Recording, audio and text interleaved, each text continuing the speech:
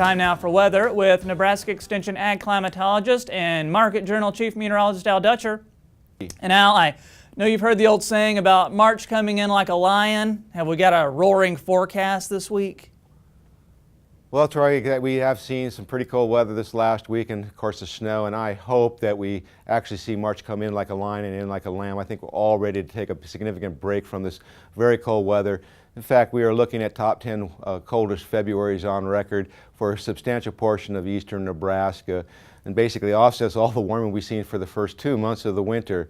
But as we go through this week, and unfortunately we're going to deal with another storm system moving through the region, and on its heels we're going to see some more Arctic air come into our region.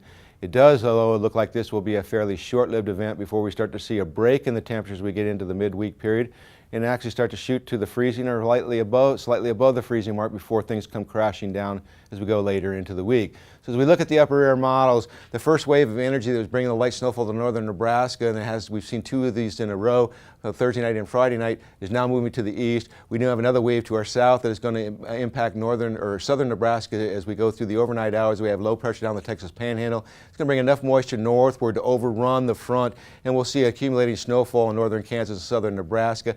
And then that will rapidly push out toward the east, and we see this straight flow coming from the north. Here's our Arctic air moving in. Very chilly temperatures and a lot of wind. So we're looking at some extreme wind chills, a lot of blowing snow as we get into Sunday afternoon into Monday, and then the front pushes to the south of us. And as it pushes to the south of us, that keeps that reinforcing cold air over top of a deep snowpack. That means bitter temperatures continue into at least Monday and possibly through Tuesday. And then high pressure starts to slide to the southeast. At the surface, we do see a little bit of light flurry activity, with the main emphasis for storm activities in the western United States. And then we start to see some ridging trying to build into the region as we get into Tuesday. Got a slight northwest flow, so we will see some cool temperatures, but we should start to see some moderation from west to east as temperatures start to push back up in the 20s in far eastern Nebraska. Most of flurry activity remains to our north. And then as we get into the day on Wednesday, high pressure ridge firmly builds in the center part of the country. Southwest flow aloft brings warmer air into us, and we should break the freezing mark across a substantial portion of the southern half of Nebraska.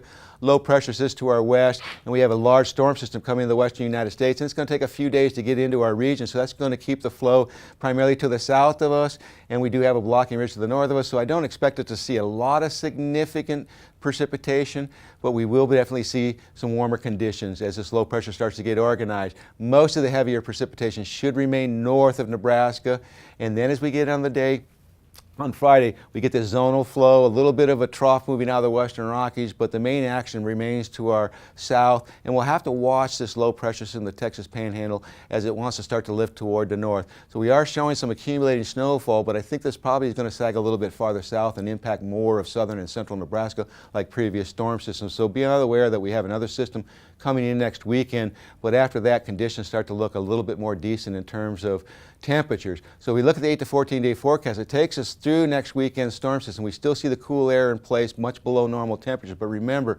our high should be in the mid 40s at this time of the year. So even if we're into the low 40s, we're still below normal. This would suggest that this entire period will be anywhere from 5 to 10 degrees below normal. And in terms of precipitation, of course, of that system ejecting out, we do see this increase in precipitation. But I will say that after this next storm system next week, the models have been consecutively running for about 5 days now with a very strong warm-up across the center part of the country. Troy, we hope that that falls into place.